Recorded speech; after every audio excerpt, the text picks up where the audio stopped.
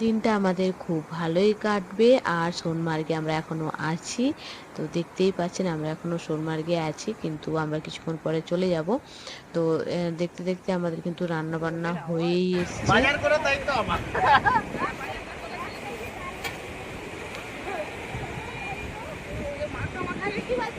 এত ইয়ে করে অনেক কষ্ট করে রান্না করলাম। রান্না করার পরে আমরা খেয়ে নিলাম।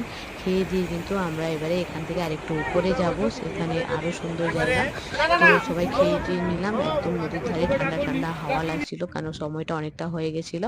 তো খাওয়ার পরে আমরা কিন্তু চলে এলাম আরেকটা লোকেশনে। এই দেখুন এটা হলো সোনমার্গ একদম মতলব এটা টুরিস্ট এরিয়া। এখানেই আসে সবাই।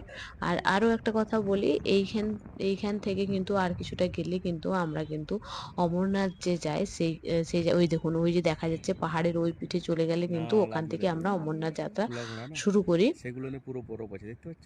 হুম। হয় শুধু দেখাই যায়নি তো। ওই পাহাড়ে তো রাস্তাও নেই যাওয়ার। আছে?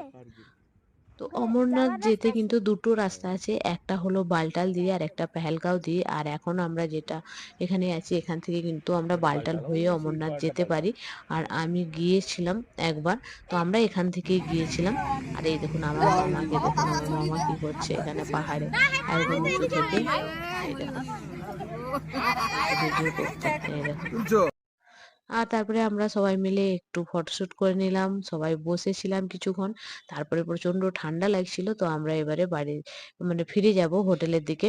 তো এখানে আমাদের সোনমার্গে আজকে আমরা খুব ভালো ঘুরলাম, এনজয় করলাম। এই দেখুন ফটোশুট করে নিলাম। আর এই দেখুন এটা হলো রাস্তা, নতুন রাস্তা বানিয়েছে। এখান থেকে সিধা ওই চলে গেলে ওই দুটো পাহাড়ের পরেই কিন্তু বালটাল।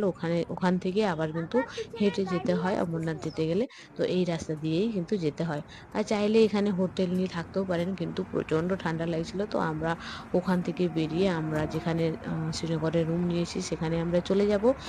তো চলুন যাওয়া যাক। এবারে কিন্তু আমরা এখান থেকে বেরিয়ে যাচ্ছি। আবার দেখা হবে নেক্সট ভিডিওতে। টাটা।